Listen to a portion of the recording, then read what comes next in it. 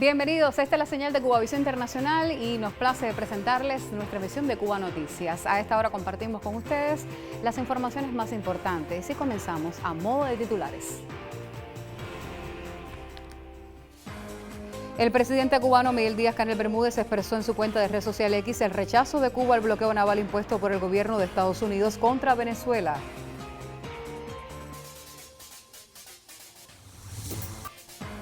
Tuvo lugar el encuentro semanal sobre el enfrentamiento a la arbovirosis en Cuba, encabezado por el presidente de la República, Miguel Díaz-Canel Bermúdez.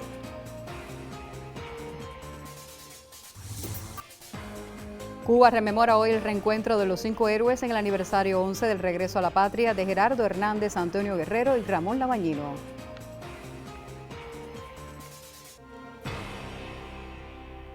El primer secretario del Comité Central del Partido Comunista de Cuba y presidente de la República de Cuba, Miguel Díaz-Canel Bermúdez, expresó hoy en la red social X el enérgico rechazo de Cuba al bloqueo naval impuesto por el gobierno de Estados Unidos contra Venezuela.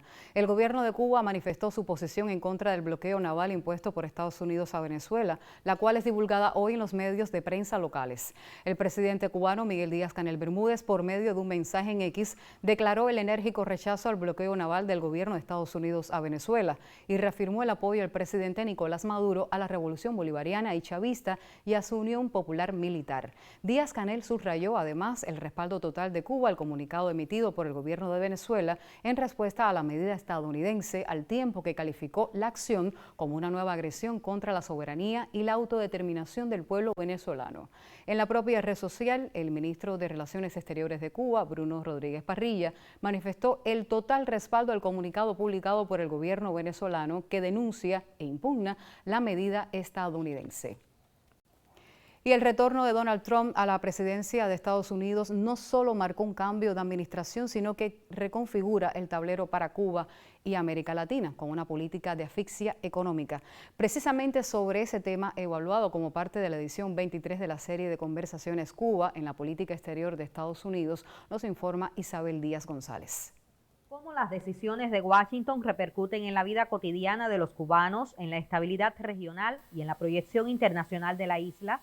Ese fue el eje central del debate, donde expertos cubanos y norteamericanos analizaron tendencias y proyecciones actuales de la política exterior de Estados Unidos hacia la mayor de las Antillas. Ha sido una oportunidad para que académicos de ambos países, Cuba y Estados Unidos, en los últimos años han participado, como en esta ocasión, académicos de otros países, traigan su visión sobre cómo se maneja el tema de Cuba en la política estadounidense, posibilidades de acercamiento de conversaciones cuando ha ocurrido, y en esta coyuntura se está celebrando cuando hay una administración en Washington que ha renovado todos los preceptos de la doctrina Monroe, que tiene una política muy agresiva en términos generales, en particular hacia América Latina y el Caribe. Estamos viendo las iniciativas que se desarrollan respecto a Venezuela, que implican a Cuba de alguna manera, a otros países como Brasil, México. Un espacio de reflexión sobre la urgencia de redefinir estrategias diplomáticas y fortalecer la resistencia frente a políticas que buscan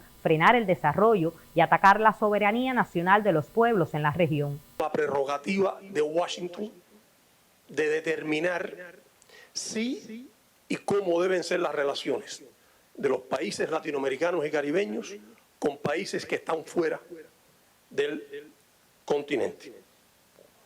De modo que la ambición es evidente e incluso se ha declarado en determinadas ocasiones que es imponer por la fuerza el acceso por parte de Estados Unidos a los recursos naturales y a las riquezas estratégicas o críticas que pertenecen a los países de la región. Dinámicas esenciales en un contexto internacional marcado por conflictos geopolíticos, cuyas consecuencias a corto, mediano y largo plazo se integran hoy a los nuevos debates mundiales, especialmente en torno a tensiones raciales y a la disputa de poder entre demócratas y republicanos. ¿Cuál podría ser, de alguna manera, yo creo que lo más contradictorio al interior de esa representación de la retórica etnorracial sobre los latinos? Es la idea de que el nuevo Herald también está poniendo en valor constantemente una idea de ciudadanía y de pertenencia a la ciudadanía estadounidense que se corresponde con la idea de ciudadanía y de pertenencia estadounidense de la que habla Donald Trump, ¿no? Make America Great Again no es otra cosa que vuelve a hacer a los Estados Unidos blancos. Y el resto, bueno, que se desaparezca porque no es la idea, ¿no? El 62% de los votantes latinos prefirió a la candidata demócrata Kamala Harris contra el 37% que lo hizo por Donald Trump. Esto cambia el dato de que los latinos salieron a votar en masa a favor de Donald Trump. Eso no fue cierto. Por 23 años, las conversaciones Cuba en la política exterior de Estados Unidos han ofrecido un valioso espacio de análisis y reflexión estratégica sobre vínculos bilaterales basados en el respeto a la soberanía, la autodeterminación y la no injerencia en asuntos internos de la isla. Con cámara de José Llero, Isabel Díaz González, Cubavisión Internacional. Hacemos un alto en nuestros contenidos y nos vamos a nuestra primera pausa informativa. Siga conociendo sobre la realidad de Cuba y la de su gente.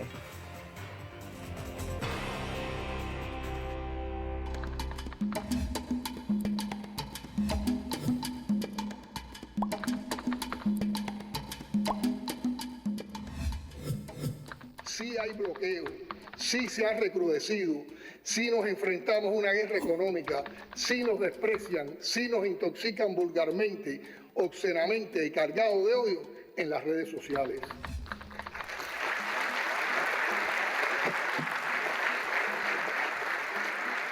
Pero contamos también, y es lo más importante, con un pueblo heroico y digno.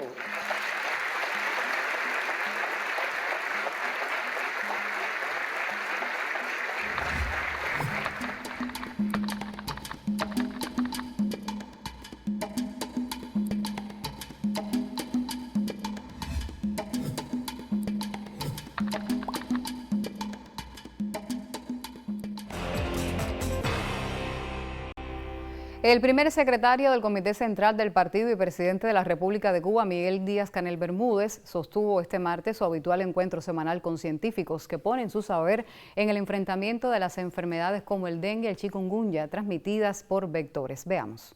Expertos de diferentes ciencias confirmaron este martes al presidente de la República, Miguel Díaz-Canel Bermúdez, que en la inmensa mayoría de las provincias cubanas se avanza hacia el control de las enfermedades provocadas por vectores como el dengue y el chikungunya. Evidencias científicas como las expuestas por el prestigioso matemático Raúl Guinovar así lo corroboran. En general, lo que se pronostica es, por este modelo, es que ya nosotros estamos alcanzando un pico ya de casos, es decir, que ya hay una tendencia a mejorar la situación epidemiológica en el país, aunque puede permanecer todavía apareciendo casos entre febrero, es decir, enero y febrero. Es decir, es lo que está diciendo el modelo. Otras evidencias que dan fe de una mejoría de la situación epidemiológica en Cuba fueron presentadas al jefe del Estado por la viceministra de Salud Pública, Carilda Peña García. Precisó la doctora que esta semana disminuyeron en un 21% los casos febriles en el país, los que demuestra que descienden las enfermedades con estos síntomas, a la vez que también se reduce la cantidad de pacientes graves y críticos en las terapias intensivas a causa del dengue y el chikungunya. Disminuyen los casos graves reportados de grave en las salas de terapia, 63 pacientes, son 13 menos que la semana anterior. Hasta el día de hoy son 42 los que permanecen ingresados, 47 en la semana anterior fueron graves y 16 fueron críticos, menores de 15 años. En el encuentro con expertos y científicos este martes fue presentada al mandatario una actualización sobre la marcha de 2 ensayos clínicos que se realizan desde principios de este mes en Matanzas y La Habana con el medicamento cubano Jubinsa para el tratamiento de la artritis viral por chikungunya en personas convalecientes en la fase posaguda de la enfermedad. En la mañana de este miércoles se produjo en la capital la firma de intercambio de notas que formaliza un donativo del gobierno de Japón al pueblo de Cuba, canalizado a través del Fondo de las Naciones Unidas para la Infancia. Se trata de un proyecto que contribuye al proceso de recuperación del país tras el paso del huracán Melissa en zonas orientales. El gobierno de Japón y el Fondo de Naciones Unidas para la Infancia en Cuba firmaron un proyecto para el mejoramiento de la infraestructura de agua, saneamiento, higiene y servicios de salud en las provincias orientales del país. En esta ocasión, nuestro propósito es llegar a varias comunidades del oriente del país, frecuentemente afectados por la sequía y por diversos fenómenos naturales, especialmente tras el devastador huracán Melissa. Confiamos en que este nuevo proyecto aporte a la mejora de los servicios e infraestructuras vinculadas al acceso a la agua y a la salud materno-infantil en comunidades vulnerables de las provincias de Granma, Santiago de Cuba y Guantánamo.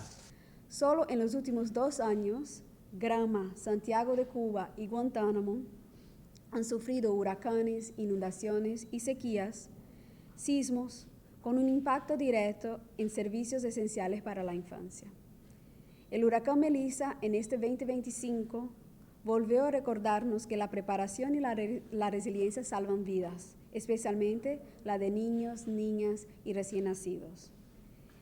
Este proyecto se trata de un proyecto generoso de $1 millón con una duración de 24 meses, enfocado en agua, saneamiento y higiene en escuelas y salud materno-infantil, en comunidades vulnerables del oriente cubano expuestos a múltiples riesgos. Esta iniciativa responde a la continuidad de la cooperación que desde hace años existe entre ambas naciones, una alianza basada en valores compartidos que contribuyen a áreas claves de protección y salud de la sociedad cubana. Nora Becerril, Cubavisión Internacional. Buscamos ahora la información del pronóstico del tiempo para las próximas horas en este Su Destino Cuba y nos acompaña la máster en ciencias Ginelis Bermúdez. Vamos a escuchar sus precisiones en Cuba Noticias.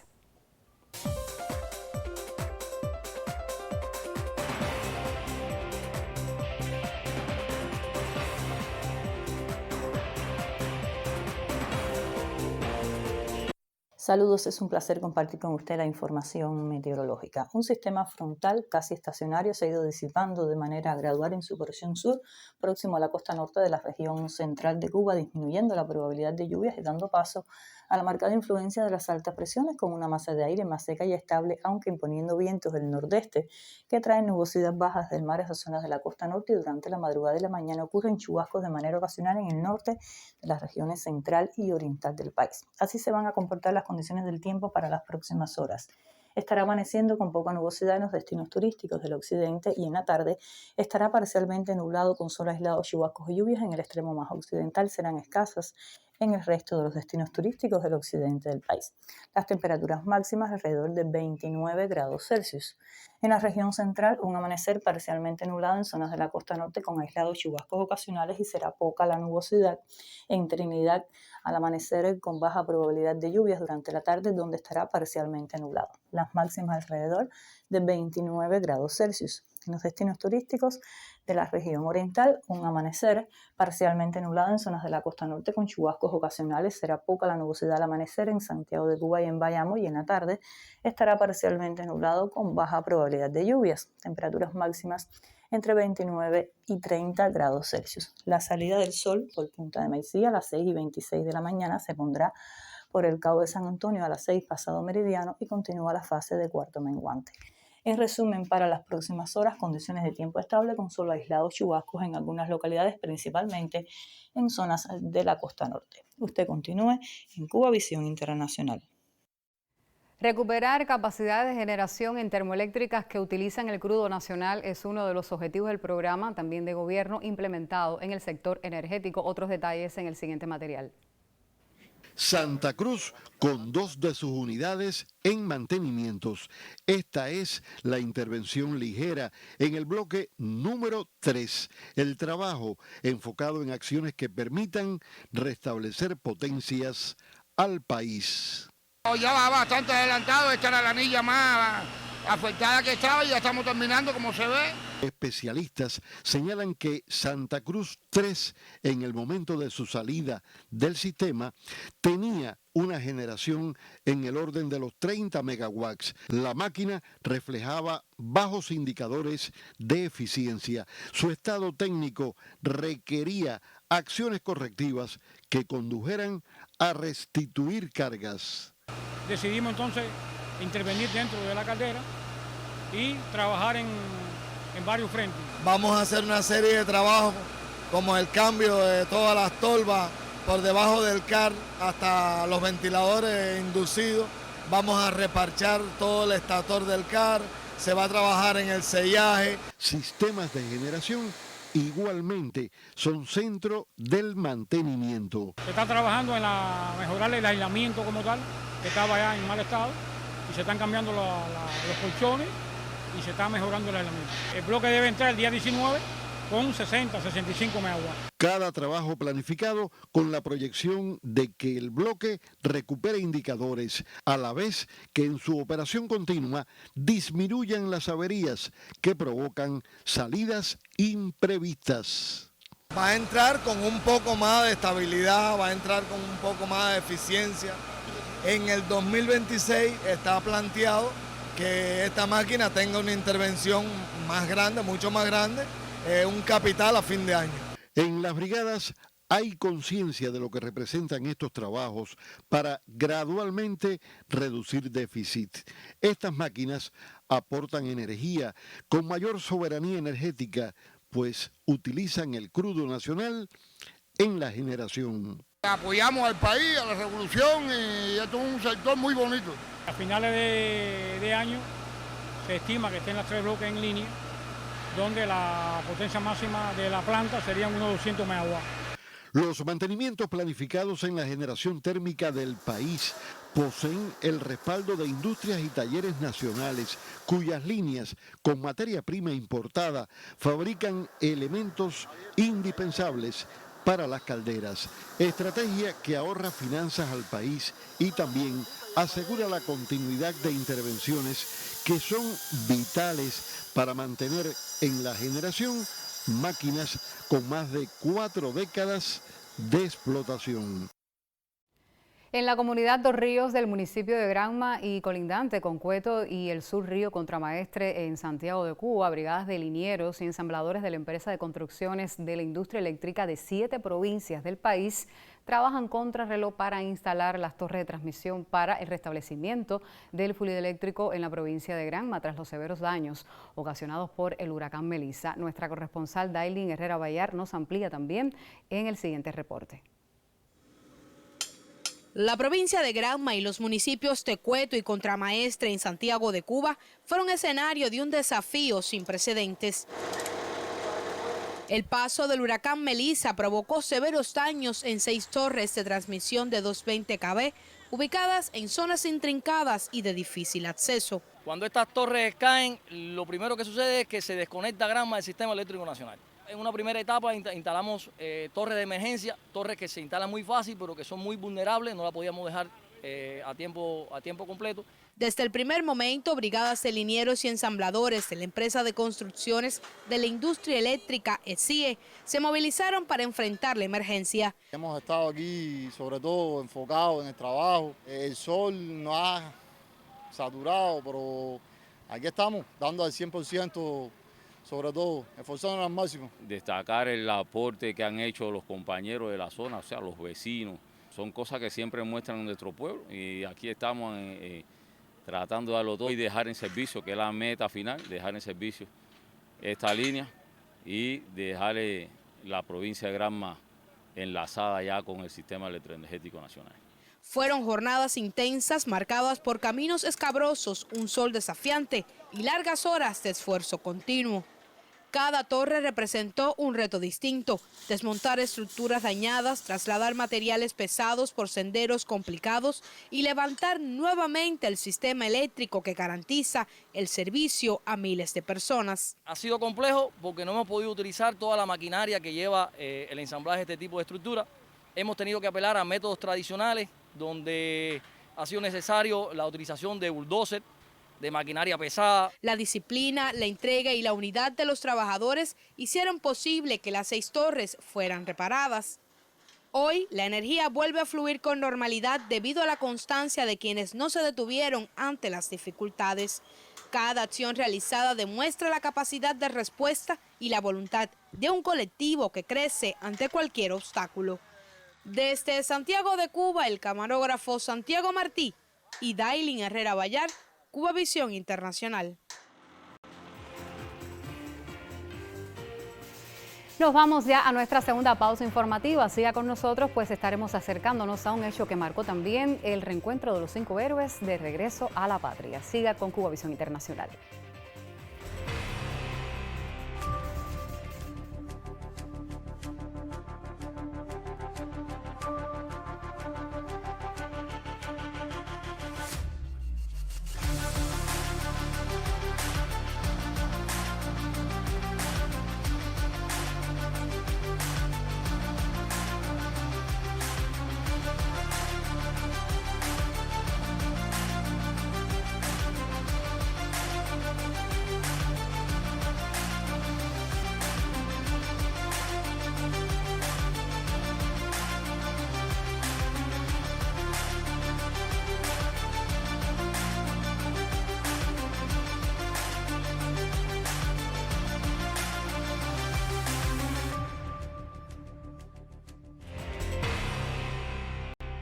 Cuba rememora hoy el reencuentro de los 5 héroes en el aniversario 11 del regreso a la patria de Gerardo Hernández, Antonio Guerrero y Ramón Labañino, como profetizara el comandante en jefe Fidel Castro Ruz, volverán. El presidente de la República de Cuba, Miguel Díaz-Canel Bermúdez, evocó en su cuenta oficial de X emotivos momentos de la llegada y recordó también las palabras del líder de la revolución en 2001 y justo el 17 de diciembre de 2014, los 5 héroes prisioneros del imperio se reunían en la patria. A 11 años de que fueran liberados quienes cumplían injusta prisión en cárceles de Estados Unidos por su lucha contra el terrorismo hacia nuestro país, el pueblo cubano abrazó esta causa de manera extraordinaria, la cual fue decisiva, con lealtad de los 5 patriotas, su resistencia, heroísmo y espíritu indoblegable de combate.